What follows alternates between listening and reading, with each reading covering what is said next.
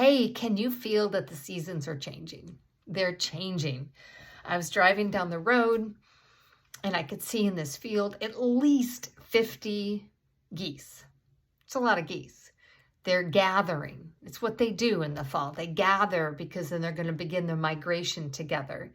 We've noticed flocks of the blackbirds as they just all come down and litter your yard. They like take over your yard.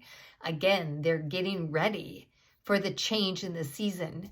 You can feel it here. I don't know about where you are, but here you can feel it. The dew is super heavy in the morning.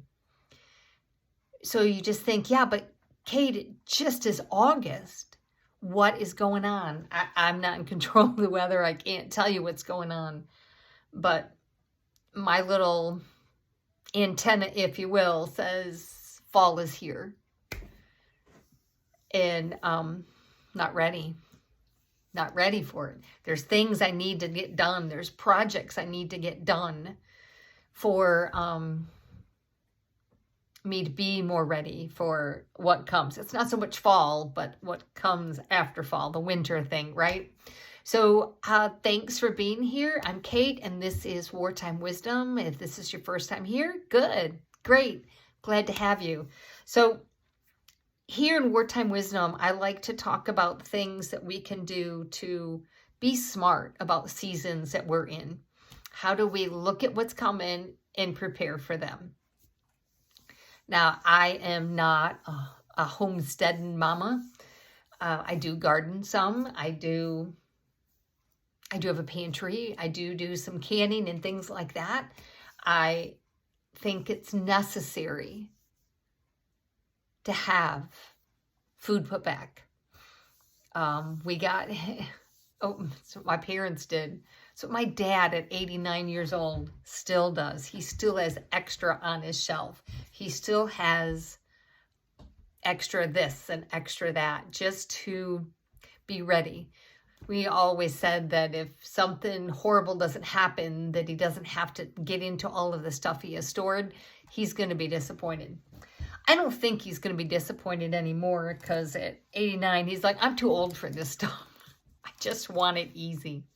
So what can we do to help us not only see the seasons that we're in and see the seasons that are coming?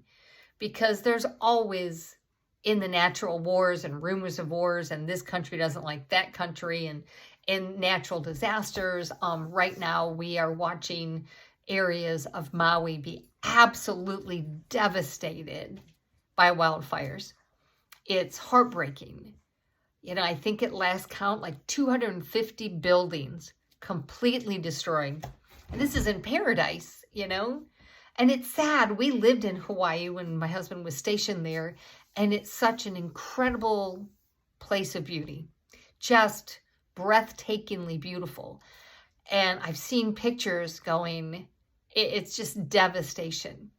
And we don't know how it could happen to us, if it's going to happen. We just don't know what's coming at us. So if we can be more aware is key. We need to keep our eyes open and see what's coming at us. See and get a feel for things. Proverbs 10, I'm sorry, I can't even speak. 11:14 says, where there is no guidance, a people fall, but in an abundance of counselors, there are safety. So who is in your inner circle? Who's your support? We all need support. We all need people who support us, you know, who are there for us, who will help us, who will lift us up when we fall down. Even Jesus had an inner circle in his group of disciples. You know, if you're in the Bible at all, you know that Peter, James, and John, there's Jesus, there's the three. You know, there they are. There they are. It's how they roll. So what kind of people do you want in your inner circle to prepare for war? Okay, to prepare for a hard time, a challenging time, an event of anything. Who is your inner circle? And these are just some ideas of people that you look for. You want people of integrity, people that you can trust, who you know their word is their word. If they say they're going to help you, they're going to help you. I had the cutest thing happen. We've been at VBS all week. So tomorrow's the last day, and then I get to nap. Yes. But when you get to work alongside kids and help kids and all that, it's just so uplifting for you, for me. I had this young man, a recent move to this area, say, he was challenged because he didn't think he'd have any friends. And this one young man, who they are buddies, goes, "It's okay, we got you. We got you back." And I'm like, this is it. This is what I need as a grown woman. I need people who go, "Kate, I got you. I got your back. I've got you covered. I'm with you. If you get thrown in the fire, girl, I'm right there with you." We need people of integrity. We need people who, of faith. We need people I need people who have faith. I hesitate not to say that, I live, move, and have my being. Everything I am, everything I do is because of my faith. And I need people of like-minded faith to come alongside and to lift me up and to pray for me and to help me continue to walk in faith. I need people of creative people. I know I've said this before, especially if you're on Facebook, I have a group called My 141 Life, and it's based on Proverbs 14:1, that a wise woman builds her house. You're welcome to join. It's a private group, so it stays in the group, it is in the group.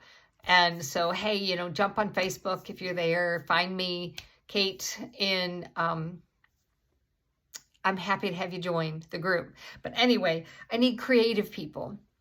If you are a person of the word, the very beginning, it says God created. God is creative. And we're all creative, but not all of us creative in the very same ways. And if we bring all of that creativity together, think of the things that we can accomplish. And we need people like that in our inner circle. We need people who are wise. Yes. We need people who are wise, who seek wisdom, who live wisdom, who, speak all of this wisdom. We need people who are wise in our inner circle, who can see with the discerning eyes, who can say, "Ooh, okay, yeah, wrong direction. You need to stop, or you need to go that way instead." I need people like that in my inner circle. We all do, who love us enough to say, yeah, I see what you're doing.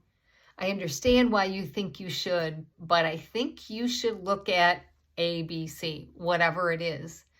We have people like that because we have loyal people who love us unconditionally, who know who we are, who's got our back, who aren't out there going yammerty, yammerty, yammerty to somebody else about us. We need that. We need that in our circle. We desperately need that. We also need people whose strengths complement our strengths. Because if you're great at this and I'm great at this and they complement each other, oh my goodness, it just explodes, doesn't it? We need people like that. Not to be threatened by their gifts and their talents, but to embrace their gifts and talents, to say, yes, come alongside me, please help me, because it helps us grow. And that's how we walk forward in this, is that we need to grow together as a community, as friends, as family. And we don't always get support from our own family. You don't get to pick your family, but you do get to pick your friends. You do get to pick your inner circle. And maybe it is family for you. That's awesome. Not everyone has a family like that. And we have to look at how we can be wise in the seasons that we're in. What do we need to accomplish? And who in my inner circle is my support staff in it. I don't mean they're going to come and help you build your chicken coop. Okay, that's not, but they are in your inner circle. You can go, oh, hey, I'm thinking of doing A, B, and C. What do you think? And your inner circle who knows you and loves you and supports you and of like-minded faith can go, you know what? I really agree with B, but I think you need to look at A and C a little bit differently. So after, because they're in your circle, they know you, they love you, and have your best interest. And then I can really step back and go, all right, I've been praying about this. What do I go forward with? And maybe you start with that, and maybe you don't. I don't know. But when we have an inner circle, just like Jesus did, we can do more, we can go farther, and we can get more accomplished because of the support that we have. You know, but if we are listening to the wrong people, it can be devastating to us. I think we've all at one point in our life listened to the wrong people, and the outcome wasn't good. And we want the best outcome for our family, for our homes, for our family, our husbands, our kids, our spouses, whatever it is, we want the best outcome. We want to make sure that we're wise in this season, and that as war comes, again, war always comes, and I'm not talking about nation against nation. We may have a war of a job loss or a health scare or, whatever it is, a death. And how do we function in this? Because our body's going to respond as if we are absolutely under attack, because in some way we are. And by having the correct inner circle, we will walk through that war a little better, a little easier, because we have the people around us that we truly do life with. And there'll be seasons that people come in and people go and others, and that's just the natural ebb and flow of life. I'm blessed to have an incredible group in my inner circle, if you will, who love me unconditionally, who love me enough to go, that was wrong, Kate. I'm like, oh, thank you. I need that. None of us need a bunch of yes men following us around going, oh, and bow. No, none of us need that. So take a look at who is your support system, because it says in 11:14, whatever there it is, for lack of guidance, a nation falls. For lack of guidance, our plans will fall. But victory is won through many advisors, the right support staff, the right inner circle. And that's what we need in order to really hit this head on at being wise in the wartime. So I invite you over to the Facebook group if you've not been part of it. Come on over. We have a good time. Right now we are going through wisdom scriptures, and for the month of August. In July, we cleaned up the junk out of our life. So I have an idea of what September is, but I'm not going to drop it here. I'll let you know. So come on over and join us and just see what wise women who build our house, what our focus is, because that's what it is. That's what wartime wisdom is. That's what we need to do. We all need more wisdom. Yeah, so thanks for being here. I'll see you on the next one. If this has blessed you in any way, I'm really glad. That's good. You could like it. You could, the deal. I'm just, whatever. And I'll see you on the next one.